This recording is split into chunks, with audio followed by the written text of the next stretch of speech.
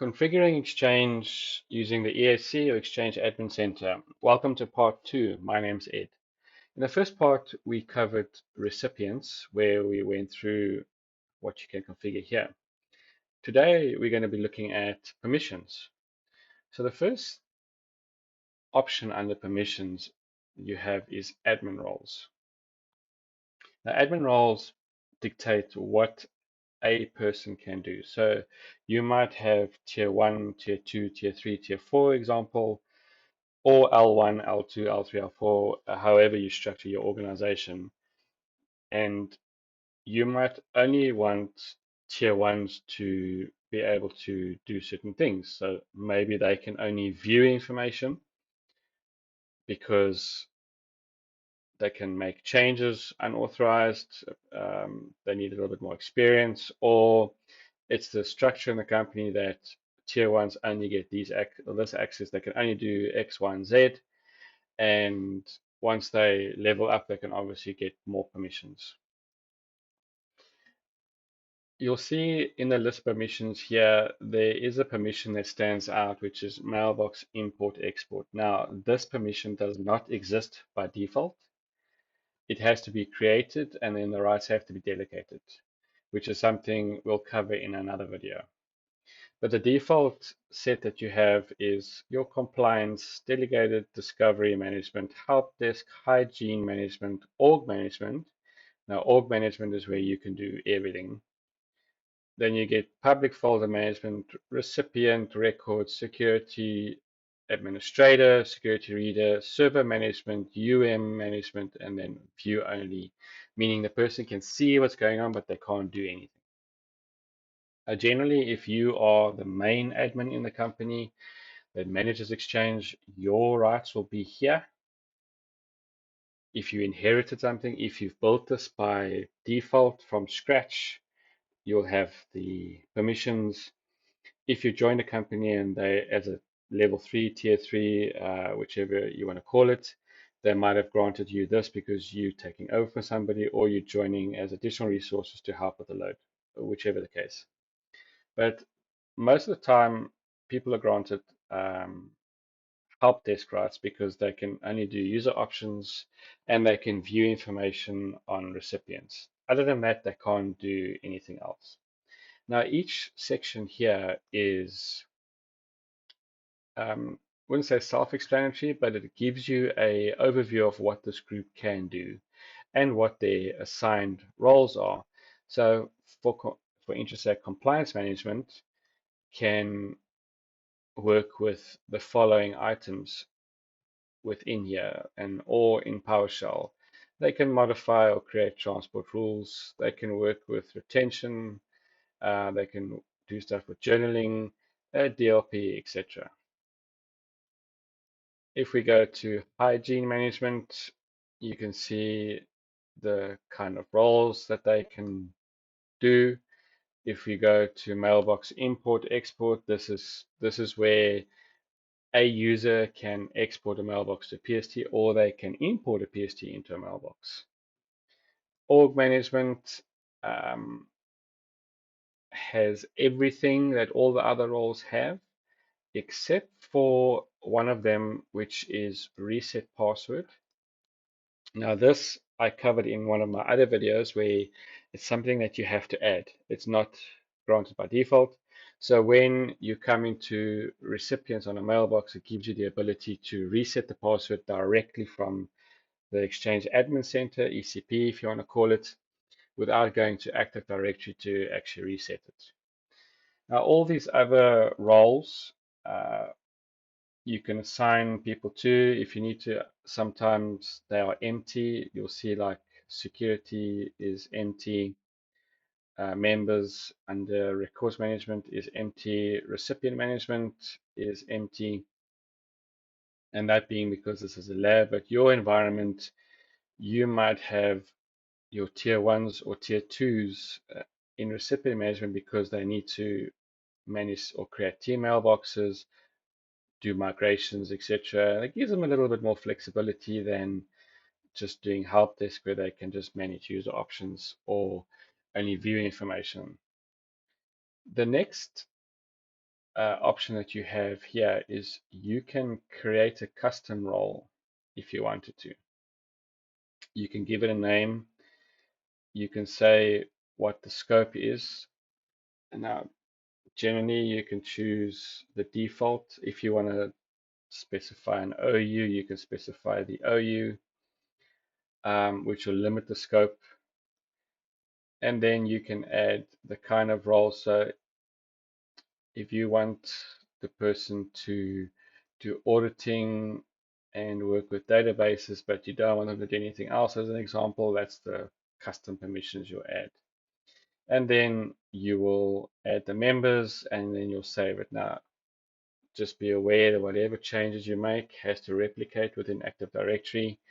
And if your Active Directory is stretched across multiple sites or geolocations, replication can take longer, so just be aware of that. I found sometimes this can take up to 24 hours, especially with the mailbox import export role. No matter how much you force AD replication, it still doesn't, the commands don't work. And if a user has the Exchange Management Shell open, they would have to close it and reopen it again for the changes to apply. It won't apply in the current session. If you delete any of these groups, which you have the ability to because I'm an admin, they'll obviously get recreated again if you apply the next update to Exchange. The next option we have is user roles. This is basically what a user can do in Outlook. Now, if you have a look at the default role assignment that comes built in when you install Exchange is, and it's pretty self-explanatory, it's what end users can set in Outlook or Outlook on the web. So for example, they can modify their contact information, but they can't modify their profile information. The next option that they can't do is modify distribution groups. So you can see they can create, modify, view distribution groups. Now, obviously, you don't want everybody just doing this. So just be aware of this permission. This is the option to modify where they are members in the group. Now, I do know that some remove this information, others grant everything. It just depends on what is required in the company. The other roles that are default is custom apps, marketplace apps, meaning they can install apps, permissions. You have base options, retention policies, text messaging, voicemail, diagnostics, delegation, and team mailboxes. Now, I know this bottom one some companies don't like because they don't want site mailboxes created and then connected to SharePoint because then it causes confusion. Oh, I can't grant this access to this person, or this person can't see this, so troubleshooting becomes a little bit of a nightmare.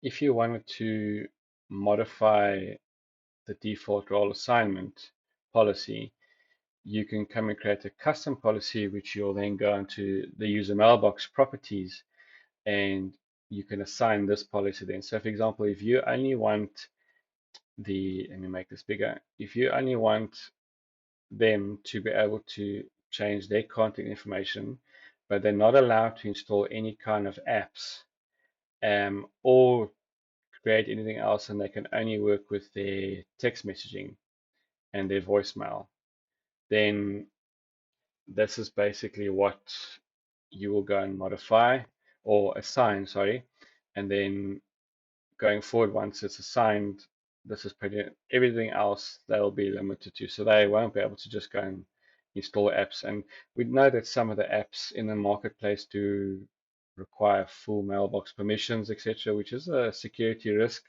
especially if the apps are not maintained, and that causes or flags security when information is just lying around and that app gets hacked, etc. The third option is the Outlook web app policies. And if we go look at the default,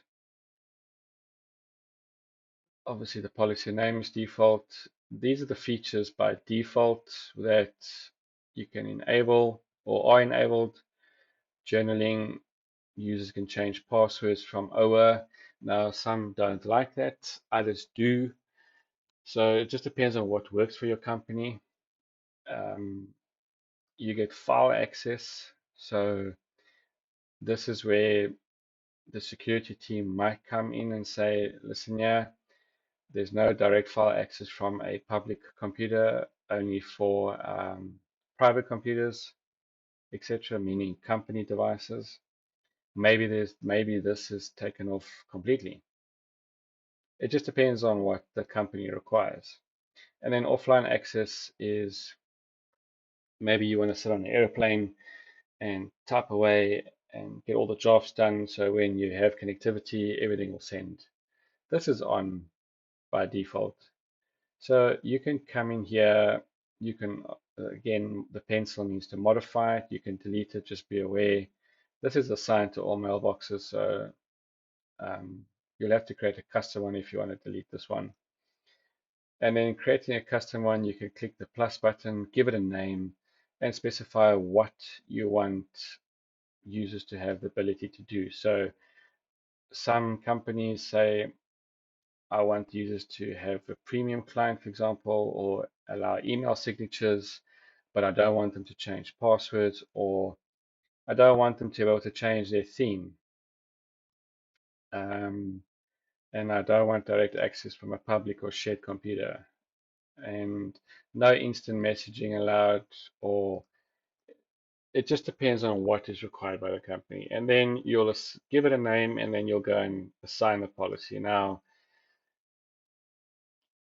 permissions is smaller than recipients. There's not much to do. So what we'll do is in the next video, because we're already 12 minutes in, I'm going to switch to compliance management in part 3, and we'll cover all the other options here in part 3, and then we'll move down the list until we are complete.